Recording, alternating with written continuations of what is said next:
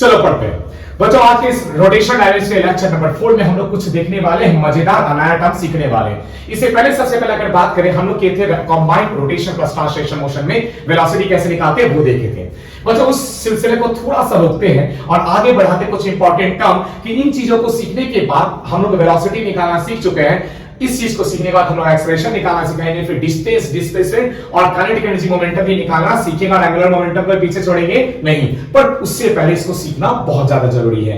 तो चलिए इसको सीखते हैं। अब बोलो सनी क्या है जो इसको सीखते हैं, यहां ध्यान से देखो बच्चों। हम एक जनरल कोई भी शेप की रिजिड बॉडी ले ले, आय हाय हाय बहुत बढ़िया। जनरल किसी शेप की क्या ले ले, रिजिड बॉडी, और ठीक सबसे पहला चीज यहां इसके बीच से एक्सिस पास करा दी। एक्सिस कैसा, कुछ ऐसा दिख रहा है ना बच्चों, ये एक्सिस पास करा दी। बहुत अच्छा, बहुत बढ़िया।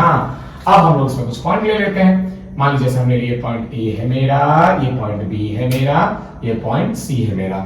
बहुत अच्छा, बहुत बढ़िया। अब ध्यान से सुनेगा सबसे पहला चीज क्या बच्चों, देखो ये जो हमारी प्यारी सी बॉडी है, अगर बात करें तो ये क्या हो रही है, ये किसी ओमेगा वेलोसिटी से घूम रही है, ठीक ना।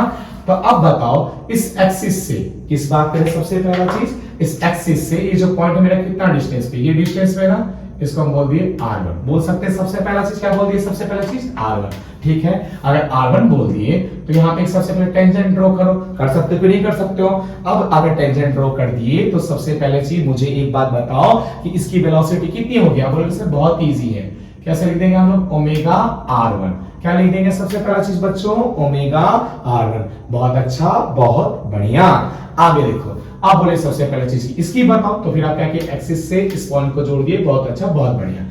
फिर यहाँ पे क्या ड्रॉ कर दिया, टेंजेंट। अब इसकी वेलोसिटी बताओगे तो क्या हो जाएगा, ये एक्सिस से कितना डिस्टेंस पे, r2, तो इसकी वेलोसिटी हो जाएगी ओमेगा r2। बहुत अच्छा, बहुत बढ़िया। अब लोग सर इसका अभी नहीं, इसका अभी, इसको कैसे बताएंगे, इसको जोड़ दिए एक्सिस से। बहुत अच्छा, बहुत बढ़िया, ठीक है। अब बताओ इसका कितना आ जाएगा, इसका बोल सकते हैं ओमेगा, और यहाँ से यहाँ के डिस्टेंस को क्या ले लिए, r3, तो हो जाएगा ओमेगा r3। बहुत अच्छा, बहुत बढ़िया, लिख दिए ना। ऐसे इसमें बहुत सारे पॉइंट्स होंगे और सबका ऐसा ही लिखा जाएगा। अब वक्त हो चुका है कि कोई, चलो हम लोग निकालते हैं। यहाँ पे क्या निकालते हैं, इसका सबसे पहला चीज काइनेटिक एनर्जी। क्या निकालते हैं, काइनेटिक एनर्जी। बच्चों ऐसे तो आप लोग जानते हैं ना जनरल क्या, कि जो काइनेटिक एनर्जी होता है उसको कैसे लिखा जाता है, हाफ mv का स्क्वायर। बहुत अच्छा, बहुत बढ़िया, ठीक है। तो यहाँ पे अगर हम लोग काइनेटिक एनर्जी लिखेंगे तो काइनेटिक एनर्जी कितना हो जाएगा बताओ। जैसे लिखते हैं हाफ, पहले वाले पार्टिकल के लिए क्या हो जाएगा, यहाँ पे ध्यान से देखो, पहले वाले पार्टिकल का मान लो मास हम बोल दिए m1, इसको लिए सबसे पहले इसको बोल दिए m2, इसको बोल दिए यहाँ पे अगर m3, ठीक ना। इसमें मजा नहीं आ रहा, एक और लेना पड़ेगा। क्या एक और लेना पड़ेगा, तो हम ले लिए, मान लीजिए कोई ऐसी यहाँ पे भी कोई पॉइंट है, ठीक है। वो कौन सा पॉइंट है, इसको बोलते हैं nth पॉइंट। कौन सा पॉइंट है, nth पॉइंट। बहुत अच्छा, बहुत बढ़िया। और इसका एक्सिस से डिस्टेंस कितना, अगर सबसे पहला चीज बात कर दी rn, ठीक है। कौन सा है, rn, ठीक है। अब इसका वेलोसिटी अगर लिखेंगे तो कैसे लिखेंगे बताओ, ये हो जाएगा यहाँ पे सबसे पहला चीज अगर क्या बात करेंगे, ओमेगा लिख दिए। बहुत अच्छा, बहुत बढ़िया। और यह कितना डिस्टेंस पे, rn लिख दिए, rn। आपको पता ना बच्चा ओमेगा r1 क्या होता है, सबसे पहला चीज बात करिए हुआ आपका va या v1 लिख दो, ठीक है। ये आपका क्या हो जाएगा वैसे v2, ये क्या हो जाएगा वैसे आपका v3, और यहाँ पे ये क्या हो जाएगा vn। क्यूबिक रेडियस और ऐसे कितने सारे nth टर्म दिखा दी। बहुत अच्छा, बहुत बढ़िया। अब बताओ काइनेटिक एनर्जी आप कैसे लिखोगे, काइनेटिक एनर्जी जानते हैं कैसे लिखते हैं, हाफ mv1 का स्क्वायर पहले के लिए, प्लस हाफ mv2 का स्क्वायर दूसरे के लिए, प्लस हाफ mv3 का स्क्वायर तीसरे के लिए, plus dot dot dot dot dot dot dot dot dot dot dot dot plus half mn। इसका मास अगर बात करें बच्चा mn बोल देते हैं nth पार्टिकल के लिए, और क्या हो जाएगा vn का स्क्वायर। कोई दिक्कत, कोई परेशानी नहीं। बहुत अच्छा, बहुत बढ़िया। अब आगे देखिए तो बच्चों काइनेटिक एनर्जी तो लिख दिए हाफ m1। अब इस v1 के जगह पे हम लोग क्या पुट करेंगे, ओमेगा r1 पुट कर दो। कितना हो जाएगा, ओमेगा r1, और यहाँ बाहर में स्क्वायर, प्लस यहाँ क्या हो गया हाफ m2। अब यहाँ पे v2 की जगह पे क्या पुट कर देंगे, ओमेगा r2 का स्क्वायर। फिर तीन बात समझे, प्लस यहाँ होगा हाफ m3। अब यहाँ देखो v3 की जगह पे क्या पुट कर देंगे, सबसे पहला चीज बोलो, ओमेगा r3 का स्क्वायर। कोई दिक्कत नहीं ना, plus dot dot dot dot dot dot plus half, ये nth के लिए क्या जाएगा mnth, ओके। अब vn की जगह पे क्या पुट कर देंगे, ओमेगा rn का स्क्वायर। बहुत अच्छा, बहुत बढ़िया। चलो इसके नीचे वाला लाइन लिखते हैं। नीचे वाला लाइन कितना हो जाएगा, हो गया हाफ m1 ओमेगा का स्क्वायर r1 का स्क्वायर। क्लियर, क्या हो जाएगा half m2 okay omega r2 का स्क्वायर, प्लस क्या हो जाएगा हाफ m3 ओमेगा r3 का square, plus dot dot dot and so on, plus half M N omega का स्क्वायर आर एन का स्क्वायर। बहुत अच्छा, बहुत बढ़िया। अब क्या किए बच्चों, अगर यहाँ पे ध्यान से देखोगे, सबसे पहला चीज हम क्या किए, हम सब में से हाफ को कॉमन ले लिए, और किसको ले लिए, हाफ को कॉमन लिए, और किसको कॉमन ले रहे, ओमेगा के स्क्वायर को। तो यस और नो। आप बोलोगे सर सब में omega omega omega omega same कैसे? बच्चों पिछला लेक्चर देखे हो रिजिड बॉडी का, प्योर रोटेशन के केस वाला, ठीक है। देखो यहाँ ध्यान से देखिएगा, यहाँ पे क्या बचेगा, m1 r1 का स्क्वायर, ठीक है, प्लस m2 r2 का स्क्वायर, प्लस m3 r3 का square, plus dot dot dot dot plus mn rn का स्क्वायर। अब ओमेगा स्क्वायर। अब मेरी बात ध्यान से सुनना बच्चों, क्लियर? हाँ बच्चा आप, हाँ हाँ हम आपसे बात करें, जी हाँ बच्चा, हाँ हाँ आप।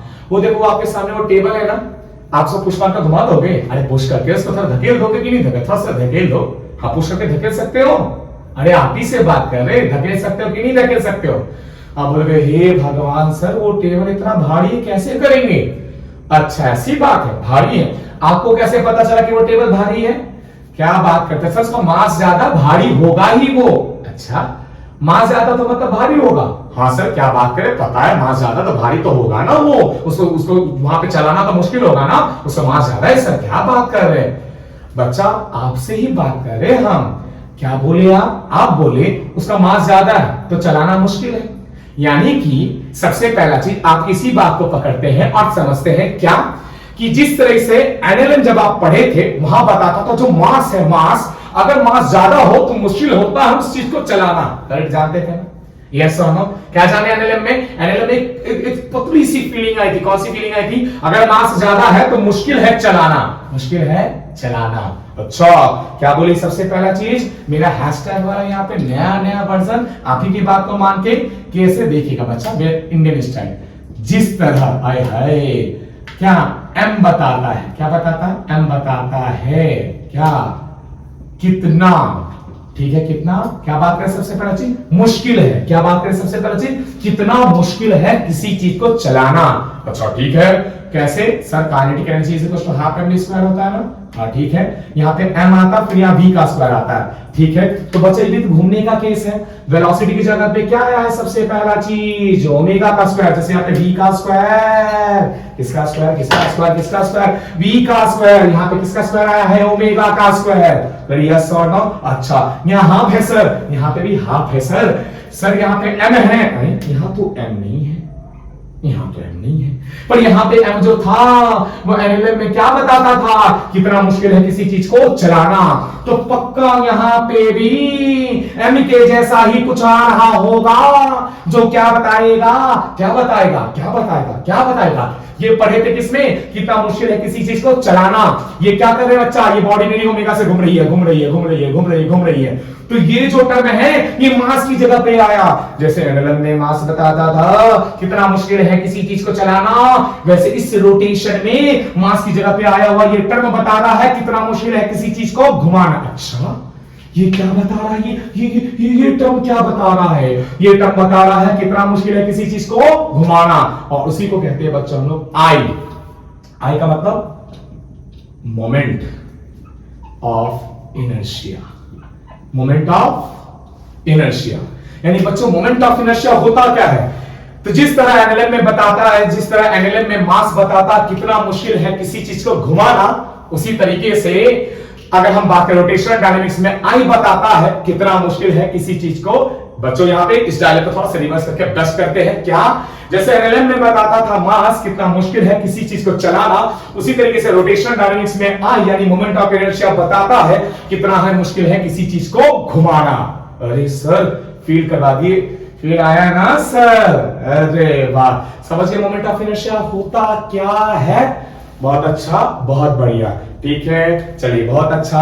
यानी आई को फाइनली क्या कंक्लूड कर सकते हैं, आई क्या है, m1 r1 का स्क्वायर प्लस m2 r2 का स्क्वायर प्लस m3 r3 का स्क्वायर। यानी ऐसे लिख सकते हैं समेशन mi ri का स्क्वायर। ये हो गया आपका मोमेंट ऑफ इनर्शिया।